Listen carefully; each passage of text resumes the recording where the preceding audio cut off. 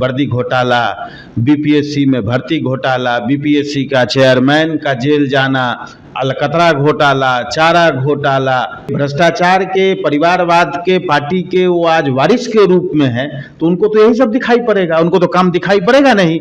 जब तेजस्वी यादव को भी 2025 में मुख्यमंत्री के कलम से ही नेता प्रतिपक्ष की संख्या बल न होने के बावजूद उनको नेता प्रतिपक्ष की मान्यता सरकार देगी। बोलने के लिए उनके पास कुछ है नहीं, कहने के लिए कुछ है नहीं, तो जो हमारी योजनाएं चल रही है उसी में मीन मेख निकाल रहे हैं। देखिए, बिहार में संवाद यात्रा पे मुख्यमंत्री हैं और इस बीच देखिए बड़ी आरोप लग रही है मुख्यमंत्री नीतीश कुमार के कार्यालय और उनके ऊपर। अब दावेदारी है तेजस्वी यादव का कि मुख्यमंत्री नीतीश कुमार के जो रथ मंगवाए गए हैं वो सरकारी खजानों से लूट कर मंगवाए गए हैं। उन्होंने और भी आरोप लगाया और कहा कि बिहार सरकार के जितने भी मंत्री हैं वो ठेकेदारों से 30% का कमीशन वसूली करते हैं। ये बड़ा आरोप मुख्यमंत्री के तमाम लोगों पे है। बातचीत करेंगे, जदयू के प्रवक्ता हमारे साथ अरविंद निषाद जी हैं। इतनी बड़ी आरोप लगा है नीतीश कुमार पे, ये बाकी सच है क्या? 600 जो रथ मंगवाए गए हैं वो सरकारी खजानों से मंगवाए गए? राज्य सरकार ने महिलाओं के क्षेत्र में किए गए विकास कार्यों को जनता तक पहुंचाने के लिए महिला संवाद कार्यक्रम का आयोजन किया है और इस कार्यक्रम के माध्यम से सरकार बताना चाहती है कि हमने 20 वर्षों के दरमियान महिलाओं के लिए इन सारे कार्यों को किया है। तो स्वाभाविक तौर पर राज्य सरकार या कोई भी सरकार जनता के लिए काम करती है तो जनता के सुविधाओं के बारे में, जनता के कल्याण के बारे में उनका बताना दायित्व तो होता है। लेकिन चूंकि नेता प्रतिपक्ष सत्ता में आने के लिए व्याकुल हैं और व्याकुलता में इस प्रकार की बातें बोल रहे हैं तो ये सारी समझ से परे है। उनके अपने माता पिता के कार्यकाल में जो भ्रष्टाचार के नई नई कारनामाएं सामने आती थी, जैसे वर्दी घोटाला, बीपीएससी में भर्ती घोटाला, बीपीएससी का चेयरमैन का जेल जाना, अलकतरा घोटाला, चारा घोटाला, न जाने क्या क्या घोटाला उन 15 वर्षों में हुआ, तो चूंकि उसी पार्टी के भ्रष्टाचार के, परिवारवाद के, पार्टी के वो आज वारिस के रूप में है, तो उनको तो यही सब दिखाई पड़ेगा, उनको तो काम दिखाई पड़ेगा नहीं। जब हमारे साथ होते हैं तो नीतीश बाबू बहुत अच्छे लगते हैं, जब हट जाते हैं नीतीश बाबू उनको हटा देते हैं इन्हीं सब आरोपों के कारण, तो उनको खराब लगने लगता है। उन्होंने सरकारी योजना पे घोटालों का आरोप लगाया, कहा कि जितने सरकारी योजना निकाले जा रहे हैं मुख्यमंत्री का वो उनमें सारे उनके ही मंत्री संलिप्त है घोटालों में। उनके शासन में उनके मंत्री ब्रज बिहारी प्रसाद नियुक्ति घोटाले में जेल में गए, उनके शासनकाल में चारा घोटाले में मुख्यमंत्री जेल गए लालू प्रसाद जी, मंत्री विद्यासागर निषाद जी जेल में गए और न जाने कितने मंत्री उनके शासनकाल में जेल में गए। तो हमारे यहाँ तो कोई ऐसी घटना आज तक 20 वर्षों में सामने नहीं आया है।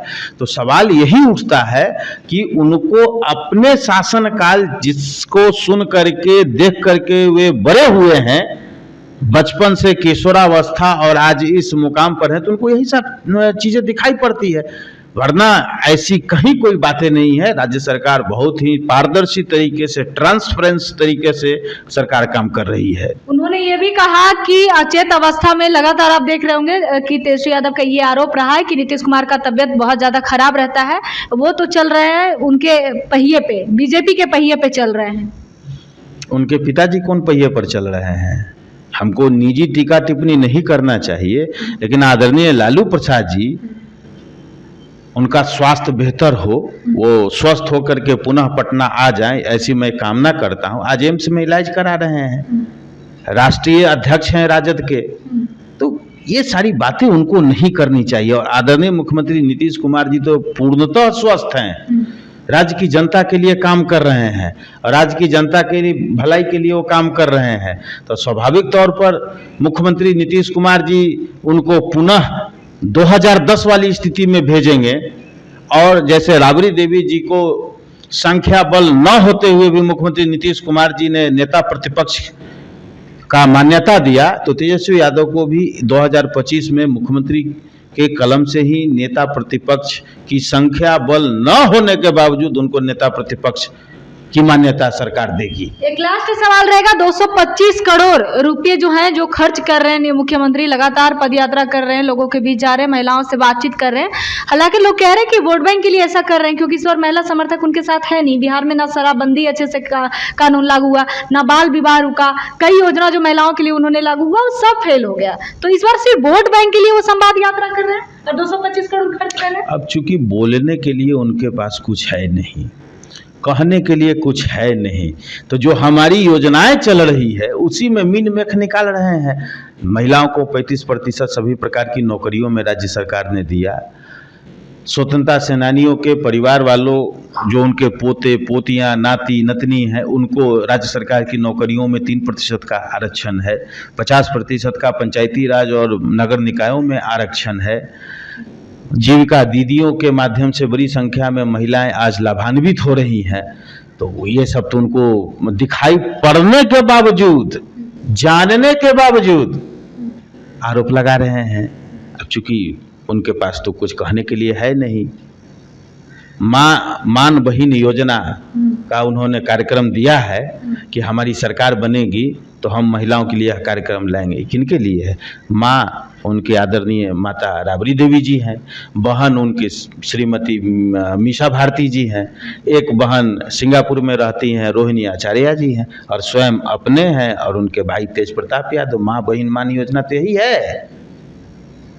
चलिए, इन्होंने बड़ा सवाल किया कि माई बहन योजना जो तेजस्वी यादव ने कहा है कि मेरी सरकार आएगी तो लाएंगे, तो उनका परिवार से शुरू होता है और परिवार पे खत्म हो जाता है वो माई बहन मान योजना।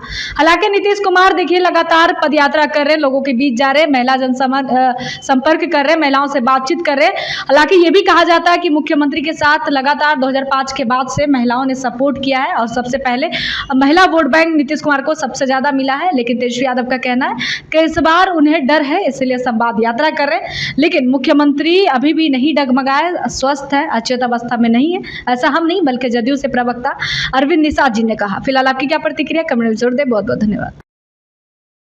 सूर्या हॉस्टल एक बार अपने बच्चे को जरूर भेजें। सीमांचल का सर्वश्रेष्ठ हॉस्टल, 4ठी कक्षा से 10वीं तक कोचिंग एवं ट्यूशन निःशुल्क, बेहतरीन और हर सुविधा से लबरेज। हमारा पता है दलन कटिहार। संपर्क करें 7903464641 पर। हमारा वीडियो अगर आपको अच्छा लगा हो तो आप हमारे वीडियो को लाइक करें, शेयर करें और हमारे चैनल को सब्सक्राइब जरूर करें।